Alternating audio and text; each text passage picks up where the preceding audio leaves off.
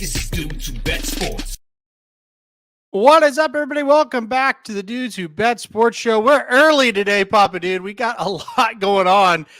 Personally, both of us here. So I said, hey, let's just get this done early today. I don't know how many people will be here with us live because we are at a different time, but it feels weird to be doing a show before the morning show, doesn't it? I know. I was sitting around kind of prepping a little bit this morning, and I was doing them in the wrong order. And so I was doing the morning show, and I thought, wait a minute, hold on, I got to get this other one done. And it's all my fault because I've got to go sub this afternoon. So we had to do this show early or do it later tonight. So we both wanted to get it over with because you got a full day ahead of you. So yeah, no doubt. No doubt. It's more my fault that we're doing it this early because I would, with the any weekend we have a betting Bible, it is a lot of work to get that thing done. And, also you want to, you want to do well on it. You're not trying to rush through it just to get it out there. So there's a lot of that goes into it as well. So that's why we're here a little bit early, but it's still a big show. We still got a lot to talk about. So here's what we're going to do. We're going to talk a tiny bit about racing to start. Then we're going to recap those NFL games from last weekend, give our early Super Bowl kind of thoughts. And then we're going to talk racing again and talk about the big four preps. So I said we're going to talk a little racing to start. We've gotten the whole team's take on this, but I want to get yours. No horses left Bob Baffert's barn, which means there will be no Bob Baffert horses in the Kentucky Derby, obviously. There'll be no Tim Yak teens that used to be Bob Baffert's either. All the owners said, forget the Derby. We're staying with Bob Baffert. Kind of give us your overall thoughts. Did you ever think you'd see a big group of owners say, we don't care about the Kentucky Derby this year? Did you ever think you'd see that? No. I thought this was the crown jewel of the whole thing. I thought that's what you wanted to do. That's what the salesman pitch is for this thing. But actions speak louder than words. They did it. And I kind of give them credit in a way. Well, I don't think that's something they really wanted to do, but they stood their ground. And I give them credit for it. I have always said I don't like the Kentucky Derby. I don't. I've always said that. I think it's unfair. I don't think the best horse always wins. There's so much that goes into it that I don't think's fair. Too damn many horses are running. They never do that again. They never do that anywhere else. The draw is totally unfair, in my opinion. Mm-hmm. I don't like the race at all. I don't. But I still thought it was the crown jewel of it all. I mean, I thought that's what you wanted to do. I thought that was what your goal is. And maybe it's not. I don't know. Very interesting, though, that they stick with him. The purses, you think, has something to do with it. There's so many big purses around nowadays that you can go win. I think that's some of it. Yes, I do. I think it is some of it. I think at the end of the day, though, they just kind of looked at it and said, it's one race. It for our operation of breeding and things like that. In the grand scheme of things, it's not. It matters for sure, but I think where it matters most is the ego of saying I won the Kentucky Derby. That's what I think too. And I guess it doesn't mean what it used to. How about that? Maybe that's what it is. I don't think we would ever say things like this if they themselves, being Churchill Downs, didn't put themselves in a position to where people would have to make that decision. Who would have ever dreamt after this 2-year thing was over that they would try to make the decision again, or they would make this worse and do this again and force people to choose again? I mean, at the end of the day, that's the thing. I don't really care for Bob Baffert.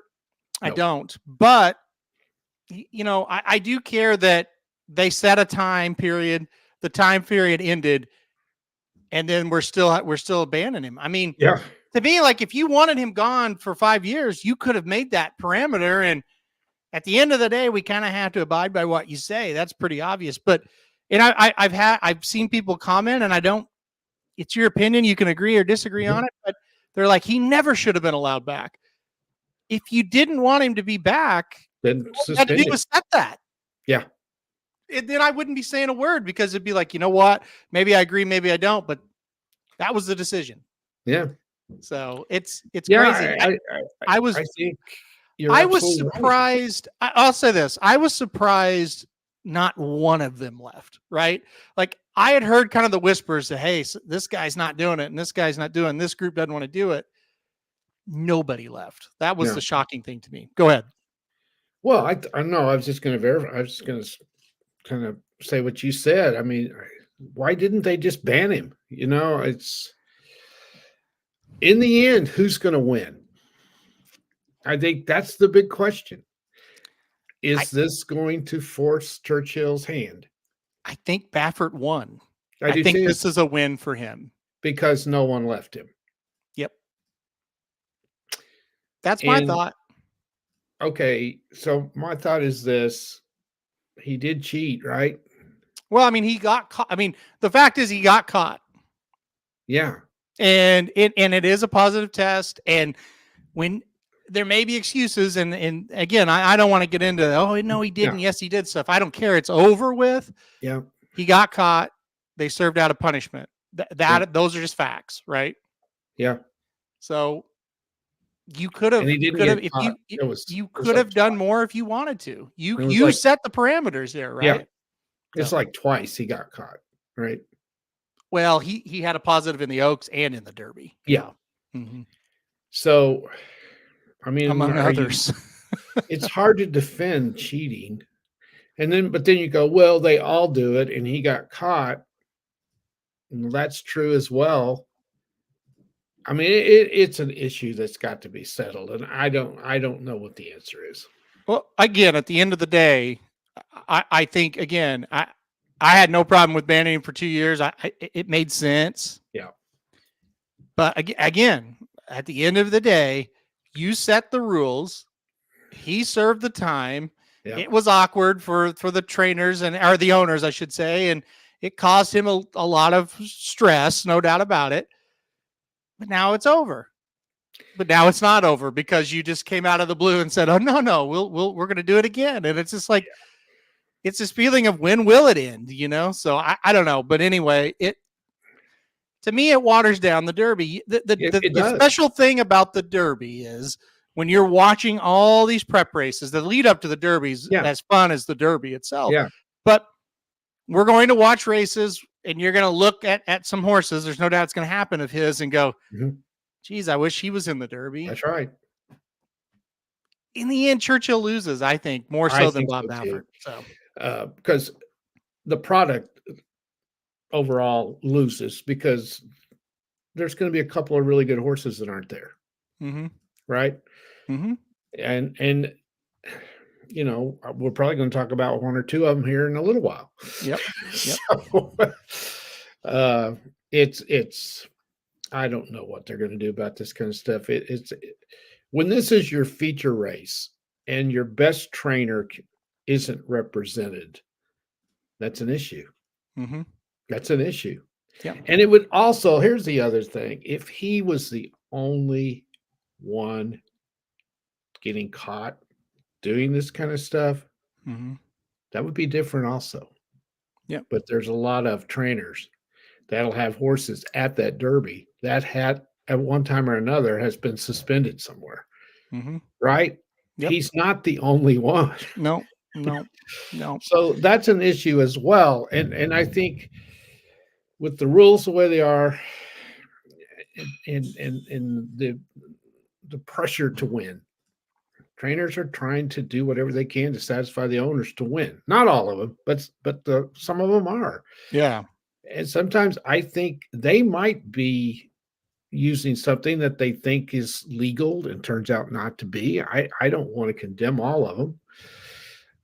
You know what I'm saying? I mean, I think they know how to skirt the lines where, I'll just say, no friend of mine, let me make that very clear, but I've talked to, a trainer, let's say, that is, again, not one of my friends, but a trainer who has kind of said, I kind of know how to medicate to the highest level without getting caught, basically. Yeah.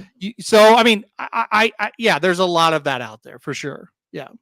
Yeah. So, well, again, I don't think know. if he was the only one that gets caught around the country, totally different. Mm-hmm. Yeah. But we can name a lot of big time trainers that get caught. Yeah, for sure. For sure. So he all right. served his Well, time. It's time to have him come back. yeah. I mean, again, at the end of the day, we've had people come in. I'm so glad he's not coming back. That's totally fine. I mean, you can have that opinion, and it's yours to have. And I can't really say you're wrong because, hey, no, that's your opinion. You don't want him back. How can I say you're wrong? I mean, and if you have that opinion, I think that's fine. But my thing is, he served the time, and now it's just we're strong arming, and that's where I start to have a problem with it. So, just I mean, and like Jared kind of said it earlier, he's like, it's like a jail sentence that you serve your time, and then it's the day you're getting ready to walk out, and they say, no, we're giving you 2 more years, and it's like, why? So this was my sentence. I served it. Why are you extending my sentence? Yeah. And of course, this is not near the same as that, but that's just, one of the things we thought of. So anyway, we'll move on, but I want to get your take on that this morning because it is something that continues to dominate the headlines. So I guess thanks for the page views, Churchill Downs. I mean, that is the good news. Like Magic did a video and a lot of people watched it. So it really something that probably shouldn't have been done, but it didn't have to be done. But anyway, all right, let's get to the games and the races. Okay. We'll spend just a little bit of time. We'll do a whole Super Bowl thing next week, but wanted to talk to you about the 2 games. We'll start with the Chiefs and the Ravens. Just a quick recap of this game. I'll say something and then you can agree or disagree with it. The Ravens lost the game more than the Chiefs won the game. I would agree 100%. Yeah. My take on it was the Chiefs won the game and Mahomes didn't have to do much. Would you agree? Would you ever, if you would have said before the game, the Chiefs are going to score 17 points, they're going to score 0 points in the second half. Yeah. How could you have picked the Chiefs to win the game? That's right. I thought the Ravens were terrible. Terrible. I thought people are all over Lamar Jackson, and I think it's fair. I thought he was awful. Well, he didn't play very good. No, he didn't play very good.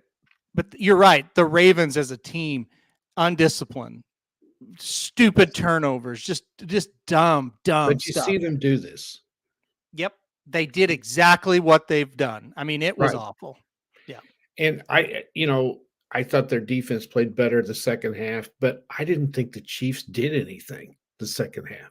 It was almost like, hey, we got enough points. We got the game won, boys. Let's just don't make any stupid mistakes. It's crazy. And I never thought I'd see the Chiefs do that. I was just getting ready to say, as crazy as what you just said sounds, that's kind of what they did. Yeah. It almost felt to me, and I don't know if you agree, if somehow the Ravens would have got out of their own way and, say, tied the game, I think the Chiefs would have went right down and scored. Oh, I do too. There's no question in my mind. It was the second straight week where the team playing the Chiefs looked scared. Yeah. They looked scared. I've got another take. I think the AFC is horrible this year. Yeah. I think it's terrible. The Ravens had the best record in the AFC. They're not that good. They're not. The only problem is they did go to San Francisco and just beat the hell out of them. I don't count regular season games. I really and truly don't. Not that late in the year. It didn't mean a whole bunch to the Niners. I know they did. But when you look at them, are they a Super Bowl team? I don't think so. Clearly not. No. Because here's the deal. 2 weeks ago against the Bills, I am very critical of the Bills. I think they spit that game up in the fourth quarter. But for 3 quarters, I thought the Bills played very well. Like you couldn't watch the first 3 quarters of that game and say, well, God, the Bills are awful. No. And also, I thought the Chiefs played a lot better 2 weeks ago. A lot better. I thought that was their best game of the year. I just think the Chiefs, they had no fear of those teams. No. I think they played the underdog perfectly. They did what they had to do against Cincinnati. They got ahead of them, forced Lamar, and then they have to make plays. Kind of got Cincinnati out of their game plan. Why in the world they didn't run the ball more, I don't know. One of Lamar's threats is his ability to run. Why don't you have something in there for him to get out and run a little? You got to give Kansas City's defense a ton of credit. They played really, really well. And they've been playing well. They're good. 1,000%. Their defense has got them where they're at. I mean, that's a great defense. That's it's very a great underrated defense. Yeah, totally agree. I don't want to take anything away from that. They're very good. Yeah, they are. But I just watched that and I thought, okay, last week the Chiefs played really well. This week, they're begging to get beat. They are begging to get beat. And the Ravens were it is so bad. I mean, it is so bad. They played so horrifically bad. I was so confident in the Chiefs in my bet. I'm mad at myself that I didn't go ahead and pick them on the money line. Yeah. I just didn't think the Ravens would beat them. I did not. And I thought that Buffalo had a better chance than the Ravens did to beat them. And I didn't give Buffalo much of a chance either. I thought all along it's theirs to win or lose. The AFC is, even when they were playing poorly and losing some games, because I just didn't see anybody that was distancing themselves from anybody else. Yeah. When you look at the other side and you look at the NFC, is Detroit better than the Ravens? Are they better than the Bills? I think they are. I think Green Bay, the way they were playing at the end of the year, could have beat either one of them. It's hard to argue it after you've seen what we've seen. There's no doubt about that. And Superman Bass Fisher says Ravens are flat. Well, as psychotic as that is, he or she, I'm guessing it's he, Superman. It's psychotic to say that, but it's also true. They did look flat. You can't argue with what he's saying. Yeah, I know. Are they so arrogant that they thought that they were better than the Chiefs? Yeah. From the outside looking, you have no idea what's going on in the locker room. And this is all fan speak, right? Or not. Yeah. We're not really fans of either team, but just like sitting in your ass, speak. But yeah, they looked overconfident, no doubt. Yeah. All right, let's go to the other one. We talked about this one forever, but the Lions. It's very simple to me. They blew it. They had it.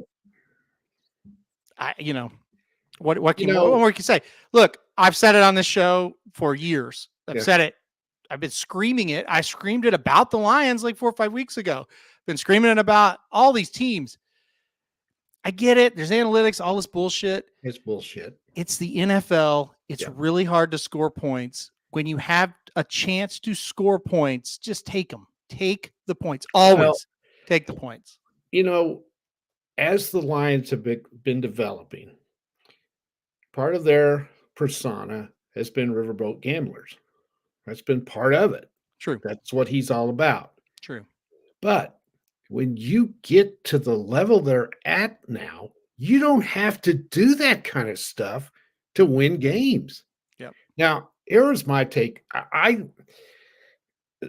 both not going for the field goals unless you have no confidence in your kicker. And maybe they don't. I don't know. But here was I thought the first field goal, not going for it, was just as dumb as the last one, because you're on the road. You're playing a very good team, and you're up 17 points at the half. You know they're going to make a run at you. They're the Niners. Mm-hmm. They get the ball first to start the second half. You hold them to a field goal. Now, the Niners had to get some points, and they did. Now, you notice their coach didn't go for a touchdown, and they wanted a touchdown more than a field goal. Yep. But he knew, hey, we got to score 3 times. We're 3 scores down. Let's get this field goal, because if we don't make it, we're done. So he took it and he kicked it. Okay, that cuts it to 14. What did the Lions do? They answered. They answered and took the ball right down the field. And in the meantime, they're running off 7-8 minutes. We've lost half of the quarter. If you kick that field goal, you go back up 17. At halftime, if you're a good coach, you're sitting there thinking, okay, we got 30 minutes to play. 30 minutes to play. You just ran off 7 or 8 minutes of the third quarter.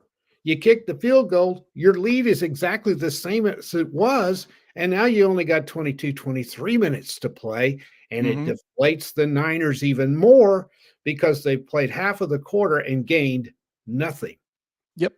Instead, you go for it and you don't get it. It is stupidity that he didn't try to kick that field goal. I think he's stubborn, and everybody wants to go for it. Everybody wants to get a touchdown. But in that case, you stay ahead by 17 points. You have answered the first 7-8 minutes of the second half and played them even. I will go as far as to say if he kicks it, and I fucking realize you got to make him, right? He may have missed. Yeah, they miss kicks. I get it. If he kicks it and they make it, that game's over. JL, they didn't catch the ball. That's the whole point. You make a good point. Every week people argue, and every week it's the same thing. It's the NFL. The bottom line is hard to score points. Okay, here's the bottom line, JL. Who's in the Super Bowl? The 49ers are. So you got no argument. You have no argument. No, I mean the argument everybody makes is he's done it all year and this and that. It's just that's like total bullshit. It's crazy. You got to be my whole thing on it is you got to understand the flow of the game. What is happening within the game in the time period? Yeah. You have to. You can't just have a chart and go, well, we're doing this because the chart says so. And you also can't go into a game and going, we're going for it every single time. We're not going for it every single time.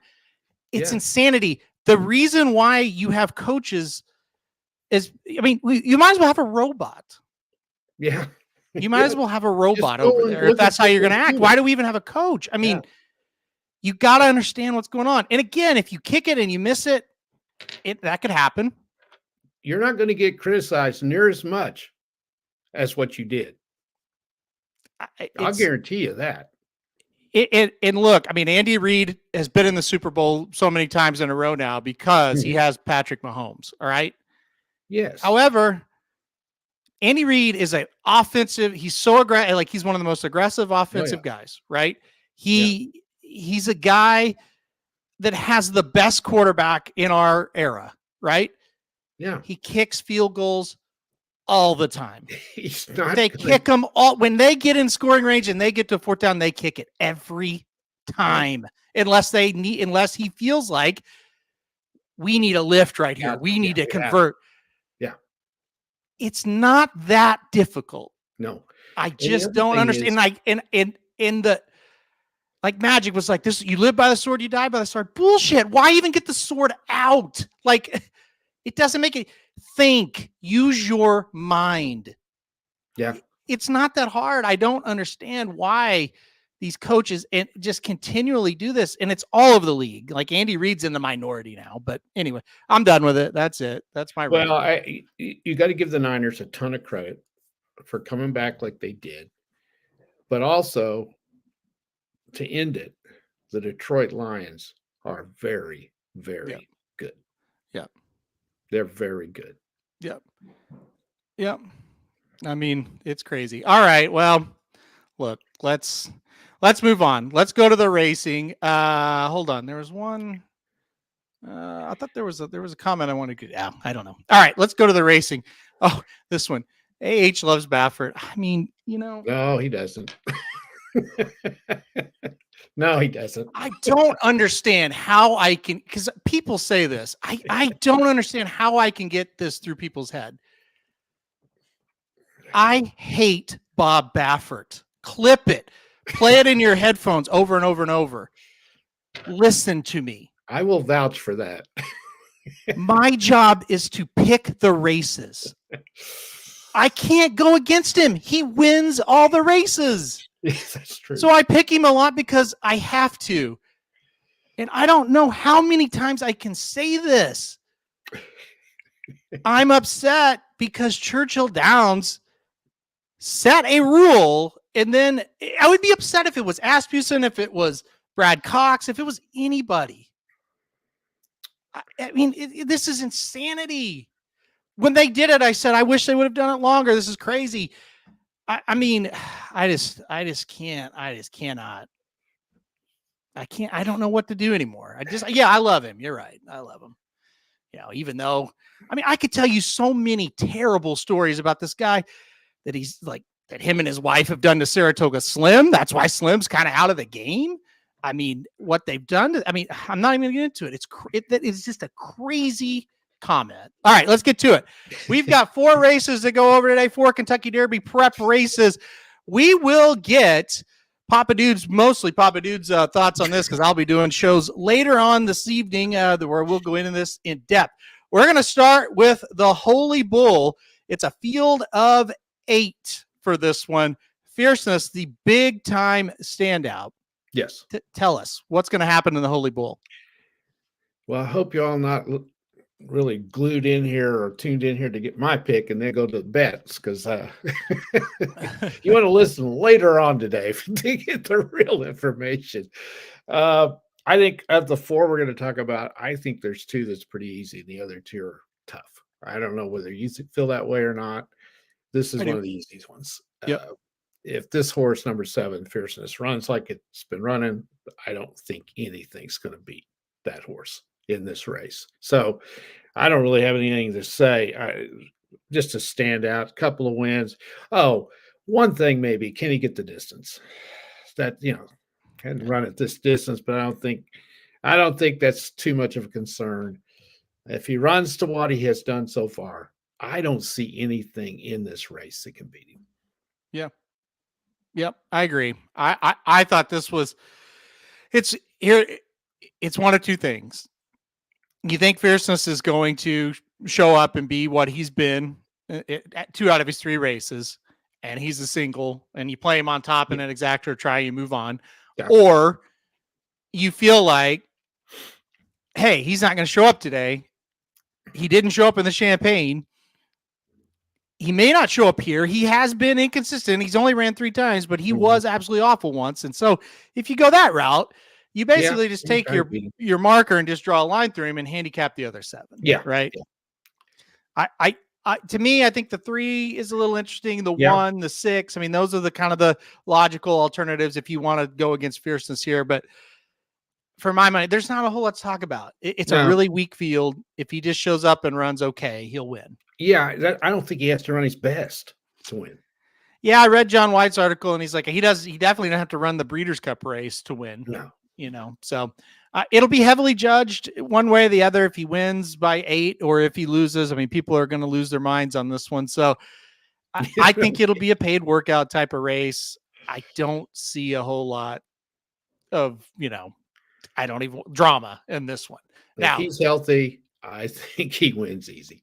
Now, do you want to do the other easy one next? Yeah, might as well. Okay, we'll we know which one that is. Well, I think it's the Robert B. Lewis, correct? Yeah. Okay. Well, let's talk about my favorite trainer, real good personal friend, Bob Baffert. I know. He's got 3 in the Robert B. Lewis. Oh, yeah. I'm so glad he does too. I'm rooting hard for the trifecta here. The number 6 NISO is going to be a big favorite. Mm-hmm. All right, Papa Dude, what do you got in this one? Well, I love Baffert so much that I've already got the trifecta bet. I mean, come on. Mm-hmm. Yep. I think the 6 is clearly the best. I kind of like the 7 a little bit, Stronghold. So I think I went 6, 7, 5, 1. So I get the Stronghold there messing up the trifecta. Well, of course I could box it, couldn't I? Put 4 in it and box it. Yeah. But it I won't pay really much. think I Do really you think see anything Nysos. in there that can? No. Okay. So I think Nysos, I think he's super good. I kind of agree. Where's Michael? There's Michael. Hey, Michael. He said he will not lose at a mile. Yeah. I totally agree. Now, I agree too. he is one. I'm not saying he's not going to win at a mile and an eighth or wherever, we're not going to have to worry about a mile and a quarter unless he goes to the Travers or the Classic. But anyway, I don't know. I don't know what he's going to do past this distance. I think he'll be okay. But at this distance, I think he'll be super tough. And look, I mean, the other Bafferts in the race, I don't think they're great. I think Scatify might be okay, but I think Nysos. Do you like Stronghold at all? I don't hate him. Okay. But honestly, when you get back to when you get past the 6, I think again, this is another one. If you don't think Nysos is going to show up for whatever reason, it's another. You just take the marker and scratch him off, and then all of a sudden, this becomes very wide open. Yeah. Well, don't you think this is 1 to 5 for sure? Maybe 1 to 9. Probably 1 to 5 at least. I thought maybe 2 to 5 on this one. Okay. And then 1 to 5 on there's Fierceness. other Baffert horses in the race. Might take some money, you think? Yeah, Coach Prime might take a little bit of money. Do you weigh anything into the fact that he didn't send this horse somewhere else and is running it at a mile again? Maybe more to the fact of he thought this was the perfect kind of race for him at the mile. And then just to kind of keep progressing.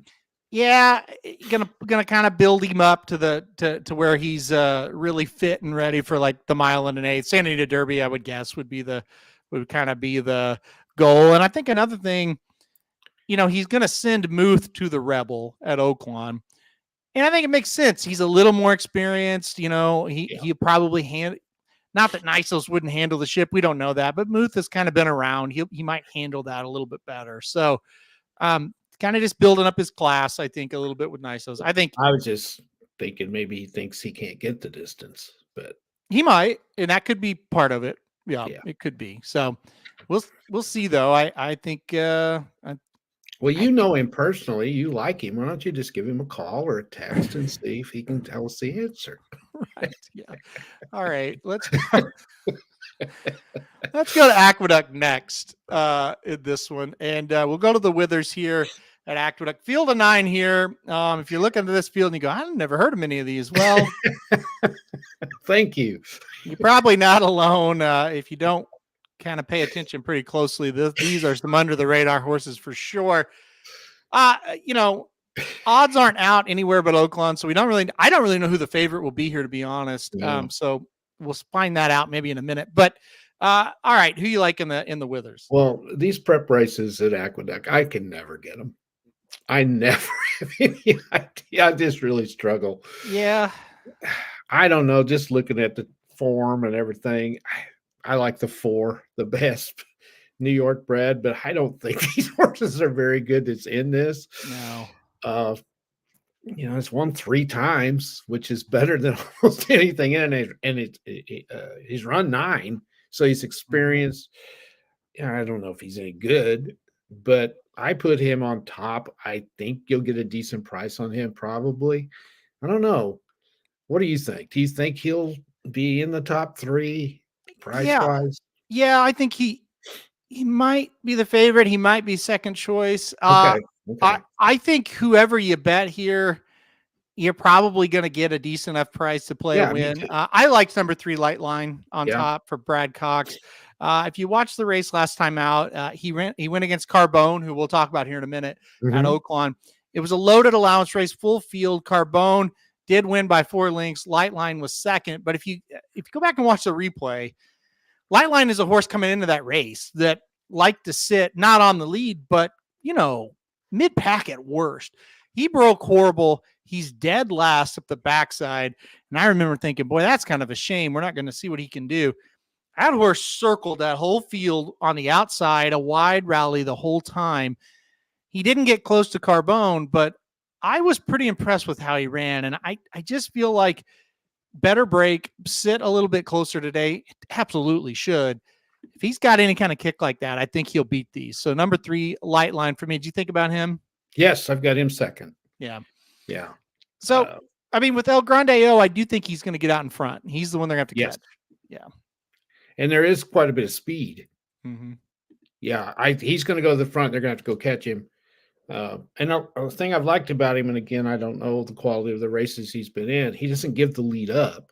Right. Or if he does, he just barely does, because so he can hold it. He's held it. Whether he can do it against a horse like Light Line, I don't know. I kind of like, kind of the 5 as well. Seminole Chief. Did you look at that one at all? I did. Yeah. I won a race down at Gulfstream and did it okay. And this seems like a logical spot. I don't think he would compete in that Gulfstream or circuit. Maybe Tampa might, but I think Aqueduct's a pretty good spot for him. Mile and 8's pretty good as well. And you can say the same thing about Speedrunner for Pletcher. He wanted a mile and 8 over this track last time out, made in special weight. And my problem with him, I watched that replay back and I realized it's Aqueduct in the winter and you really don't ever see much that's great. God, that race looked terrible to me. So I couldn't do it, but I put him top 4 because this race doesn't look great either, but he's going to have to improve, I'm afraid, today. So, all right, let's get to the main event. Well, sort of. This is a disaster. So the Southwest Stakes will be the last one we talk about here. Rescheduled, supposed to run last weekend, is going to run this weekend. It's a field of 12. I've never seen a harder one to handicap. Oh, it's a disaster because it's really hard to pick it. Oh, totally. And I don't. The field was a disaster. I suspect it is, but I don't want to say that because there's so many kind of unknowns that I don't really want to be on record saying these horses are terrible because I don't think they're terrible. I don't think there's any stars in the race. As far as the handicapping goes, I don't have a clue. Well, you get in a race like where there is no stars, a prep where there is no stars. Now, how much effect did it have with them not being able to run when they were supposed to? Yeah. Would they have drawn any better? Well, I mean, or did they draw a pretty good field considering it's kind of an awkward time to have it? Yeah. Because if you're going to run in the Southwest at Oaklawn, you're probably not going to run in the Rebel. Correct. So I think you may have got a bigger field, but you've drawn a group that, like you said, probably not great. Well, let's talk about just a second. Who might have been in it that's not? Well, I don't think they lost anybody. I think the way it is now, you're not going to run in the Southwest and Rebel either, unless you're just a certain trainer like Asmussen, maybe Lucas, maybe, guys like that. Most of these people weren't going to ship in for both. So at the end of the day, I think they got who they got. I don't really think they lost out on anybody. All right. Well, I'm glad you're struggling with it too. I have no idea. It's really a toughie. I don't know who to pick. The first pick I had was the 4, but then I got to looking around a little bit more, and I thought, I don't know. I'm picking that because of the trainer, definitely. Yeah. So I went with O Reliable, and that's Bob Baffert. I went with 5 because I love Bob, and I know he wins this race sometimes and with horses that aren't great.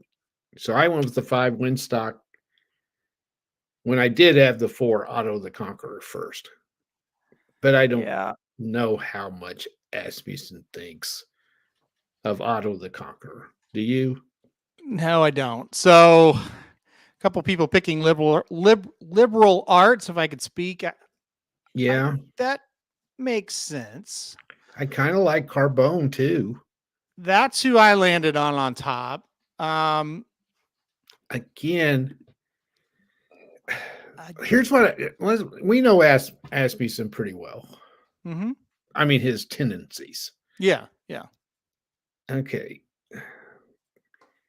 I'm a little surprised. Well, maybe. I don't know. Otto the Conqueror has not run since the 15th of December. Mm-hmm. I'm a little surprised he didn't run him in something at Oakland. Yeah, I think they probably gave him a little time. That was a I pretty guess. tough battle there at Remington that Yeah. night. To be honest, on Otto the Conqueror, if he wins, I'll be fairly upset. Well, not really, because I'm gonna have him in multi races. I didn't put him on top. Okay. When you watch the Remington Park Springboard Mile that he was in last, when he starts to round the corner, and I was in Vegas for that race. I'm sitting with all, Paul and John and Ryan, all my racing buddies. And we're all like, we're about to see something here. Like, he looks good. And he just stalled the whole stretch. And him and Glengarry, the Iowa bred, what a battle. I mean, it was a fun race to watch, and everything like that. Otto the Conqueror wins the race. And so immediately we're like, well, maybe they galloped away from everybody. And then you watch it back, it's like, no, they were stopping because the horses that were way out of it were gaining on them like crazy. And it wasn't because the horses behind them were just flying. No, it's because the two in front were stopping. Yeah. That's why I thought it was a bad sign. And I don't care, like the speed figures I know came back. I don't care about that. I just care that we got to a point. It looked like we were going to dominate the race. We didn't just, me and one other horse gallop away. I just kind of hung right there talking about, Otto the Conqueror. So I'm skeptical of his talent level, I guess. I agree. That's why I changed my mind and did not pick him. No offense to Glengarry, but Iowa breds don't fare too well outside of Iowa. We know that. Yeah. Right. I struggle to put that horse away.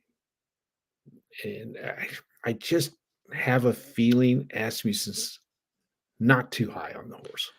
Yeah, I mean, the only kind of, if you I'm not pushing back, but the devil's advocate, let's say, Joel Rosario is a board. I mean, people laugh, go, oh, Rosario, who cares? Well, that is kind of his go-to guy. It is. So I don't know. He's funny with some of the mounts he gives to, it depends on the riding style, or the running style of the horse sometimes. Because he's got Santana on Carbone, right? Yeah, he does. Yeah. I like Carbone better than I do Otto the Conqueror. So that was just it. I went with the horse I thought was the best horse, and that's Carbone. I do think he's the most talented horse in the race. There's two problems. One, there's a lot of speed, and he's shown that he wants to be on the lead, so that's a little scary. And two, I mean, the pedigree isn't exactly a two-turn pedigree. He did win last time out. He wasn't really slowing down. So that's two really good things there. But look, I mean, he's very sketchy in that regard. Look, Maycock's Bay is a horse I almost picked. That horse really freaked last time out, but the races before had been terrible. So I don't know what to do with him either. Common Defense for McPeak. It's like, that looks like a McPeak special, but I just couldn't do it. Honestly, like, it sets up well for Just Steel. I think he's got a shot, but I do too. I couldn't do that either. Me neither. Now, somebody was mentioning liberal arts. Yeah. An interesting one. His form is pretty good. I mean, his races have been very consistent. It's just, he did win a grade 3 at Churchill. That's good. Yep. I can't get behind him for some reason. I could see picking worse. He's got Torres, who's a great jockey at Oakland for sure. Yep. And you could 1,000% pick worse. And that, I mean, I'm not going to be shocked at all if he wins. I just couldn't. I don't know. I don't like him. There's just something I just couldn't get there with him. Your horse, Winstock. I got that horse in the fantasy league. Honestly, I think he sucks, but I do. But I think he can win here, but I don't think he's any good, really. Brise Just Steel training like a beast. I saw that too. I put him second. I just didn't have the guts, but I looked at it and said, yeah, I mean, he can he can win. I just have this like in my head of like, he's going to run really well and get like third. Yeah. And I don't know why Fade it's at in the my last. head, but that's how I feel. I think he'll be there and then just kind of fade a little bit. That's the way I look at it. So yeah, Glengarry did win outside of Iowa. He did win a sprint at Keeneland. And again, when I watched it the first time, I thought, boy, that Glengarry, he worked. I mean, he was tough. He really stuck with Otto the Conqueror. And then you watch the replay, it's like, yeah, that wasn't very good. So now listen, Mark says I'm even using Awesome Road in the pick 3. If that horse wins, I will be very upset. Not for you. I mean, I'd be happy for you, Mark, but upset because it's like I've tried with that stupid horse and he has ran like complete shit both times. Yeah. Not even close, and don't even try. If he goes up there and wins, I will be super pissed off. So you lose by 18.5 and 10.5. Ooh. Yeah. And he's one you hate because he still gets bet because of the connections, you know? Yeah. And don't think I didn't think about it, but I thought, I'm not doing that again. I'd rather lose than pick him. And then the other, the one, like you say, he freaked the last time out. Yeah. But you got to go back and make sure before you bet him, watch a replay or check some of the horses he beat. He feels very now. Watch, he's going to win by 3 now, but he feels very fake to me. Like, yeah, he's down on that rail. I don't know. And the 2 races before that, it's similar races. Lost by 12, lost by 8.5. Yeah, it's hard for me. And at 3-1. Yeah. I don't really know why he's 3-1. I don't. With Fierceness, it's funny, Shotty. Never has a horse been so nice to me. I mean, really nice to me on debut, and then so mean to me the next 2 races. Absolute killers. So who knows what'll happen? I mean, we'll see. So, all right. Well, we got to wrap it up because we got to do another show in 12 minutes. That's right. So if you like this show, we'll be back in 12 minutes right here on the channel for the normal Dudes Who Bet Daily. We got best bets coming up. We'll talk a little bit of sports, and we'll talk about race of the day. So we're going to get out of here. We're not going to mess around, Papa Dude. Any final thoughts before we get out of here? Nope. Okay. I got to get out of here as soon as we get the other one done. So I know we both got very busy days today. That's right. All right, guys, we will be back in about 10 minutes. We'll see you there. Right.